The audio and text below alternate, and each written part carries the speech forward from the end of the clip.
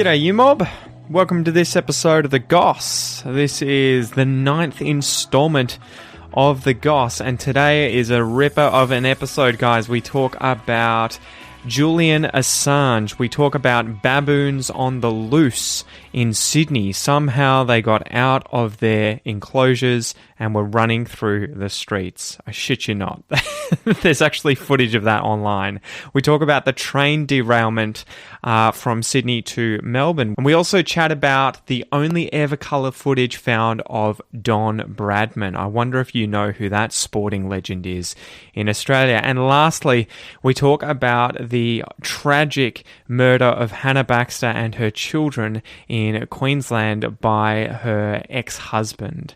So there was a tragic domestic violence case that occurred in the last week. We chat about that and give our 2 cents on domestic violence in Australia. Anyway, this episode is jam-packed full of different stories. The whole point is for us to talk about as many different topics as possible that have come up in the news that are interesting, to help you guys develop your opinions and learn about what's going on down under. Don't forget, guys, if you want the full episode for this episode of The Goss, sign up to the Premium Podcast membership or the Academy membership at aussieenglish.com.au, and I'll see you there. Anyway, smack the kookaburra and let's get into it.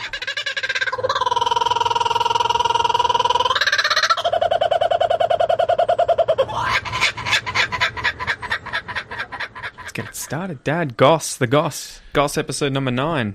Jeez, number 9. I thought we'd got to 3 were impressive, but I know we've been smashing through them. Do we start with sad or do we start with upbeat? Yeah. Let's go upbeat. We might never get to the sad. So we've got baboons running through the streets of Sydney. Yeah, you obviously what a looked ripper. into that story. Through the car park at the hospital. Yeah. Oh. Reminds me of my days at the zoo, and I'm sure we'll get onto some stories of that in a minute. But, I'll get into that. So, yeah, they had 1 male and 2 female baboons that escaped from Sydney's Royal Prince Alfred Hospital. Apparently, they were taken there in a truck for a vasectomy operation or something. Yeah, and the females were only there to keep the male company. Yeah, I assume the male wasn't carrying out the operation on someone else. Yeah, you would just think that he would be the recipient. So the females were there literally to keep him company? Yeah, just to calm him down. No, they actually brought them just to calm him down. So. It's sad that doesn't happen for humans, I imagine. No, and they apparently, according to what I read this morning, they think the lock was dodgy, and so they picked the lock and got out. Yeah, I reckon it was probably broken and they just pulled it off. Yeah. Oh, maybe, who knows? But they are seriously smart. And yeah, I said I used to work at the zoo in the education service a long time ago, and the stories of primates escaping from enclosures were sort of legendary at the zoo. Well, that's why I thought we should bring it up, because I remember hearing those stories when I was probably, 9 years or younger, maybe around that age. Well, I was working there when you were about 3 or 4. Yeah. So tell us what happened. What exactly... Oh, look, there's lots of stories, but my favourite one is... I was in one of the curator's offices one day just having a chat, and somebody, one of the junior keepers came rushing up and banging on the door and interrupted us, and all very apologetic, but just said, "There's a monkey escaped." And the curator looked at him and said, "What?" And he said, "There's a monkey escaped.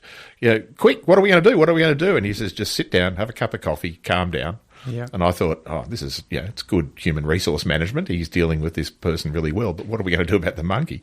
And the what guy kind of monkey was it? I can't remember. It was one of the small ones. It wasn't a baboon, but because those ones I'd be more worried about, baboons or worse, apes. Because they can do physical damage, especially baboons can probably kill you, especially the males with those huge canines. Yeah. But capuchin monkey. It was a capuchin or something like that. I can't remember the details now, but and I thought, he's dealing with this quite well. He's settled this guy down. The guy he was all antsy. He just said, "Look, what are you going to do? What are you going to do?" And he says, "We're just going to sit and wait." He said, "What are you going to talk about?" And within 2 minutes, the phone rang at his office, and he picked up the phone and said, "Yep, it's in North Melbourne. Here's the address. Go and get it." Somebody had rung it because they find a monkey. Where are they going to ring? They're going to ring the zoo. And it had gone all the way across Royal Park into North Melbourne within 15 minutes. So obviously it's escaped, jumped the fence and gone. Yeah. But, I'm free! Yeah, exactly. But it was up a tree in somebody's backyard. Well, and that's it. You'd imagine too, at least with things like monkeys and apes, they're going to climb a tree. They're not just going to really hang around on the ground. You would imagine they're going to go to safety. And so they're going to get up a tree, feel safe, probably find something to eat and chill out. Cross Flemington Road, which is 8 lanes, 7 lanes or something, including trams. And, crazy. Oh, I always imagine what it must be like when you have those situations arise with animals that are clearly not native to the area, let alone, they even seeing a kangaroo in the city in Melbourne would be a weird sight that would probably get on the news. But especially with things like big cats that escape, especially in America where there are thousands of, tigers and lions in people's backyards. People get them as pets. It's bizarre. But. Well, there was a tragic story, wasn't there, in the US of a man who committed suicide and decided to let out 60 of his pet big cats into I can't remember which state it was, but I can't remember. He let them out into the town that was there. Just wandering the streets. And had to kill them all because they didn't have time to tranquilize 60 of them. And then at the end, you see this picture of all of these animals that looked like someone had gone on a hunting frenzy with tigers, Bengal tigers, all these endangered animals, and you're just like tragic. No, but imagine driving around at night and just seeing that. These tigers wandering around down the street. Crap yourself. You'd be like, am I on drugs? I know. What is this? But you had a few good stories, didn't you, about the otters at the zoo as well, right? Yeah, the otters when they were they're not in the same enclosure now, but they were in an enclosure next to the seal pond or the seal enclosure, and the same keepers used to look after them. And every morning before the zoo had opened, the keepers would go and do their rounds, and there'd be these little muddy footprints, otter footprints outside the enclosure. And these were small otters, These are small right? otters. These were little river otters from Asia? They're oriental small-clawed otters. They're very small. But really cute when you go there seriously cute. In a group, and they do all the and chirping to each other, and standing up on their back legs and carrying on. Yeah, so every morning they'd see these muddy footprints on the outside, and they could not work out where these animals were getting out. But clearly they get out, have a romp around the zoo, and then get back in again before the morning because they get fed in the morning. So they knew that they were going to be fed, so they'd be back in there. And there was never the wrong number there. They were always there, but they were clearly getting out, and nobody could work out why, so they moved them to another enclosure. Where were they going? Don't know. Did they trace the footprints? The muddy stuff just wore off after a while. But do you wonder if they're going to go, give the bird to the lions or something? Yeah. Give the finger to the lions, or look who got out. Yeah, exactly. Oh yeah, sort of weird animal. So what was it like working at the zoo? It was great fun. It was really good. I mean, I was a teacher there, so we were taking classes every day with school groups coming in, which is good fun because teaching a class on ecology or animal biology or something in a normal school classroom is all very well, but it makes a big difference when you can bring out a possum and have the kids handling the possum, or a snake, or a lizard, or a wombat, or whatever. So that sort of made it real for kids, and the looks on their faces when they get to pat a wombat or to see a snake right close up and those sort of things, or handle a snake. I don't remember ever going to the zoo and being in a class where any of the children were disappointed. Yeah, with going to the zoo as an excursion. Yeah, and that was the approach that we took as teachers. There is that this is the once in a lifetime experience that these kids may be only going to come there once in their life, and so but it's that moment too that matters, right? You have to when make they're young. that moment for them. Yeah. Far out. What else was I going to say? What do you think of the ethics of it? So I guess coming back to the baboons, running through the streets, but also zoos. What do you think of the ethics of, first, I guess, having animals in zoos, especially, most of them are going to be sentient animals, but incredibly intelligent animals like baboons, monkeys, even gorillas, because that's the one thing that gets me whenever I go to the zoos. I kind of don't want to go and see the big apes because it just makes me depressed to see quite often a large silverback gorilla just sitting there looking like he wants to hang himself. Or the orangutans with all the kids bashing on the glass and they're just like, another day of this shit. Yeah. Look, there are some elements of that. And certainly, when I was a child growing up, zoos were there for human entertainment. Yeah. And so it was really how many different species of animals could you put into the zoo. So animals were in small enclosures.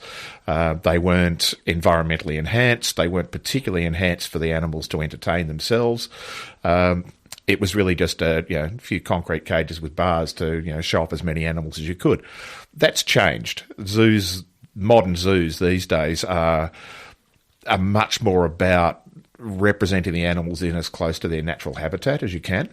And so, yeah, we can be anthropomorphic about, saying watching gorillas and things, but gorillas in the wild are going to spend 90% of their time sitting around doing nothing, sleeping or sitting around. The other 10% they'll be out foraging, but they're rainforest animals. So, and they're vegetarian. They don't have to travel far to find food.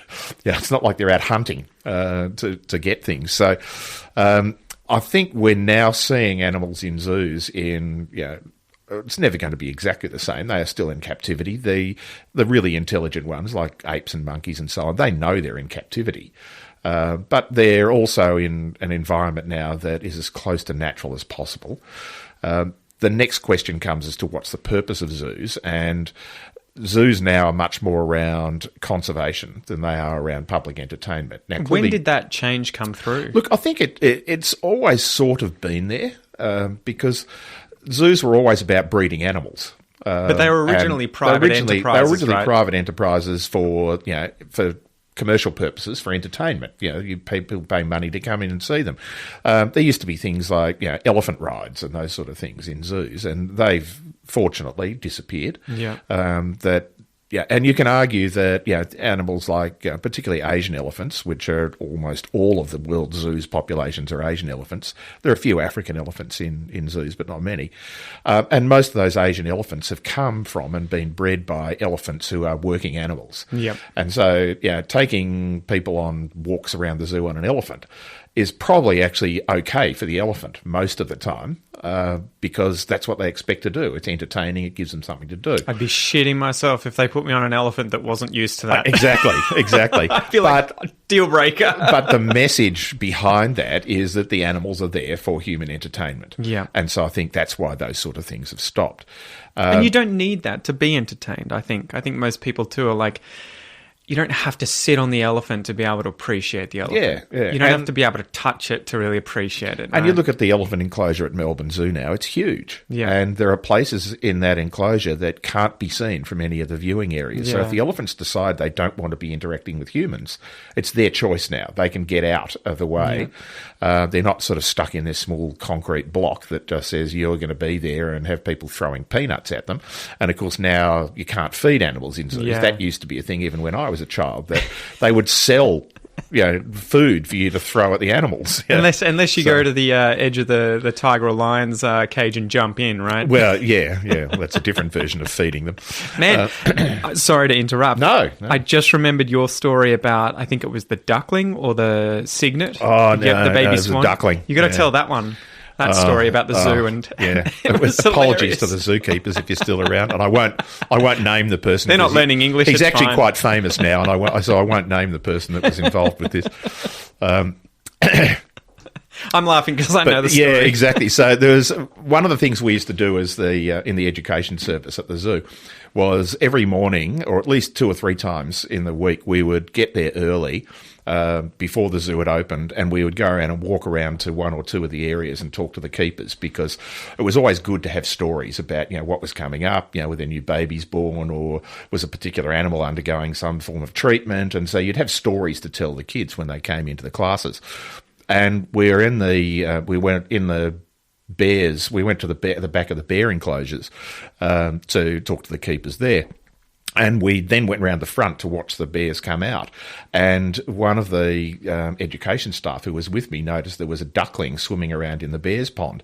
So she ran back and said, look, don't let the bears out because there's a duckling there and we're frightened the bear will get the duckling. And the keepers indulged us and spent 10 minutes with a net chasing this duckling around in a pond. And if you've ever tried to catch a duckling, they can swim really quickly. And probably duck dive. Yeah, exactly. But eventually they got it, and they took it out of the enclosure and walked over. And there's a big pond in the zoo then. It's still there, but it was just directly opposite the bear enclosure, which had ducks and swans and so on. Free living ones. Yeah. And so he released the duckling into the lake. And within 20 seconds, a mute swan, the big white ones from Europe, just swam over and pecked the thing and drowned it. So we spent 15 or 20 minutes trying to rescue it from the bear enclosure, and this bloody swan came and killed it. So, what can you do?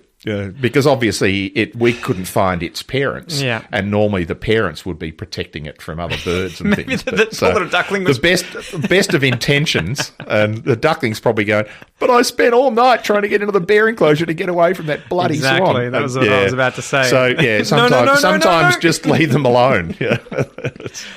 So what do you think, though, about doing animal experiments? Yeah, look, animal like experimentation baboons? There's that animal rights thing about, as humans, we shouldn't be experimenting on animals, we shouldn't eat animals and so on. And I'm not going to get into the vegetarianism, veganism versus eating meat. But there's a choice for us.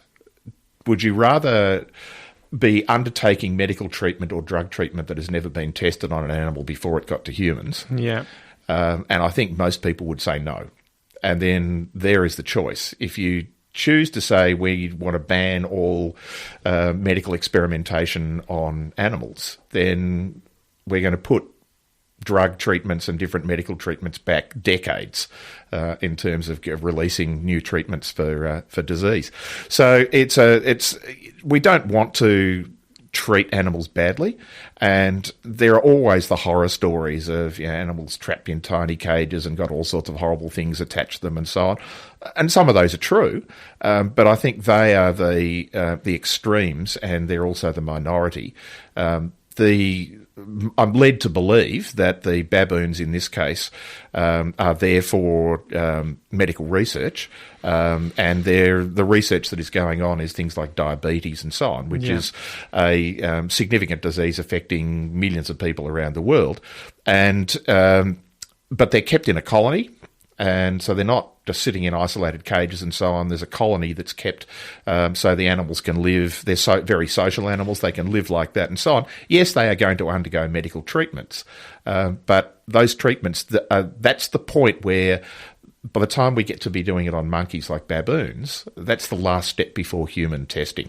Yeah. And realistically, I would rather they were testing those things on baboons. They're not killing them.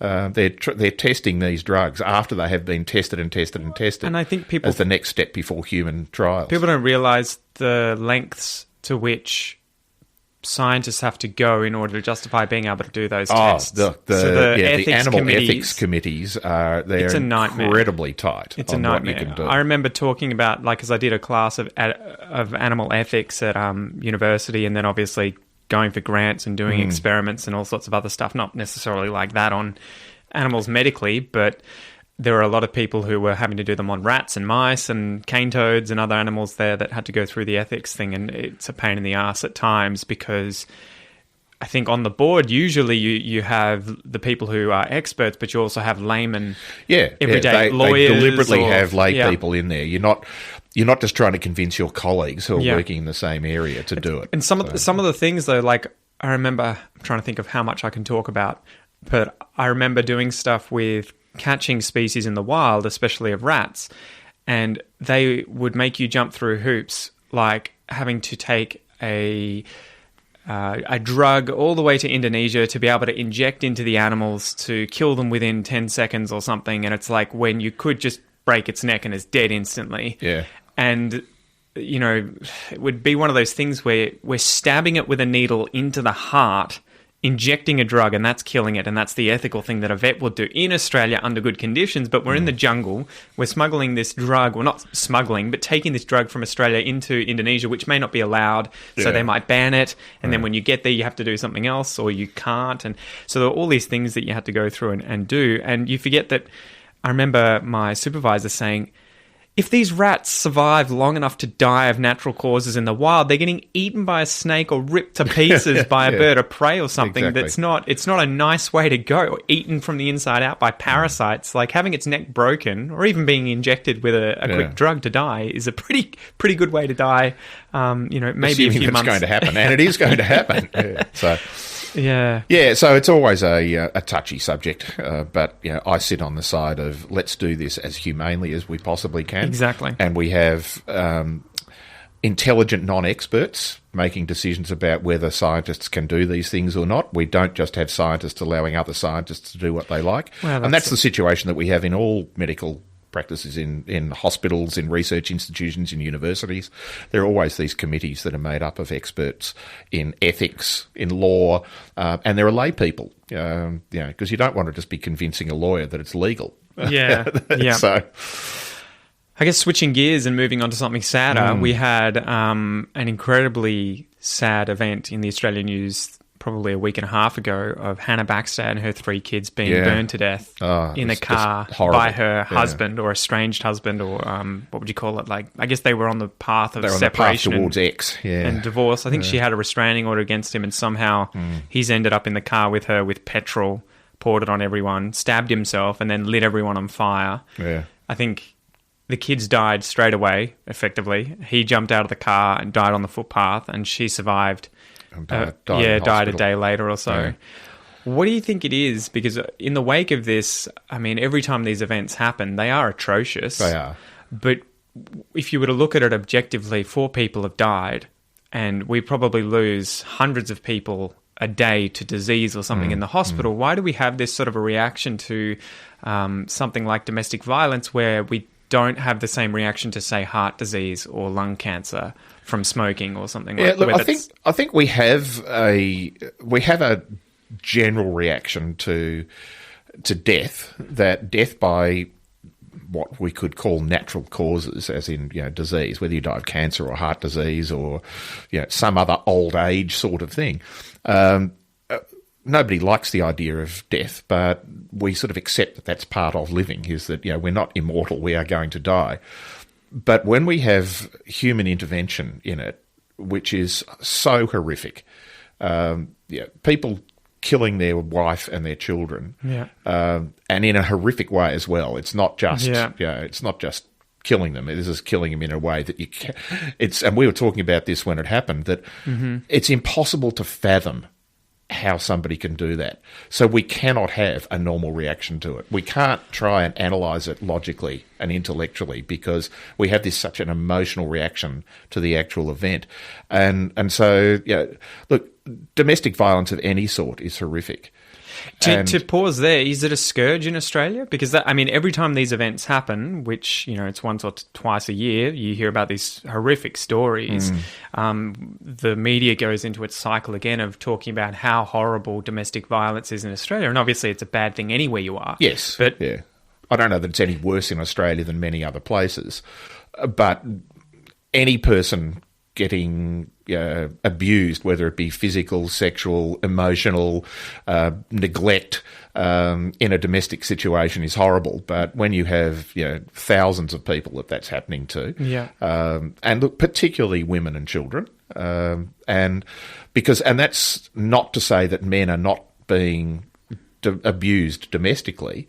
But when it's a physical interaction, most men are bigger and stronger than most women. Yeah. And most men are also more aggressive, testosterone being what it is.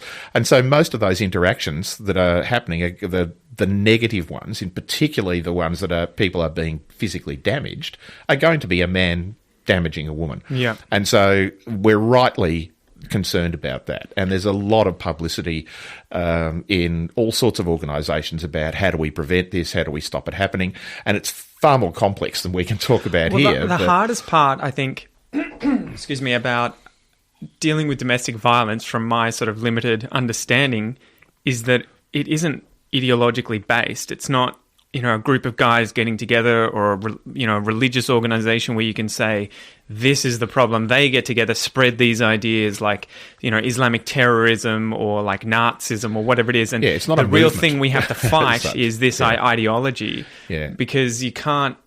It's happening on a lone wolf, sort of situation every single time, right? It's not these guys bashing their wives and then getting together and high-fiving each other on the weekend. No, exactly. And so how do you ever fight that, right? And the problem I have with this sort of... G'day, mate. That was the first half of this episode of The Goss. If you would like to continue watching or continue listening to this episode, make sure that you sign up for the Premium Podcast or Academy memberships at aussieenglish.com.au, where you will get full access to these entire episodes of this series and much, much more. You can go check that out using the links below, or just go to aussieenglish.com.au. Once again, thank you so much for joining me, mate, and I will see you next time. Peace.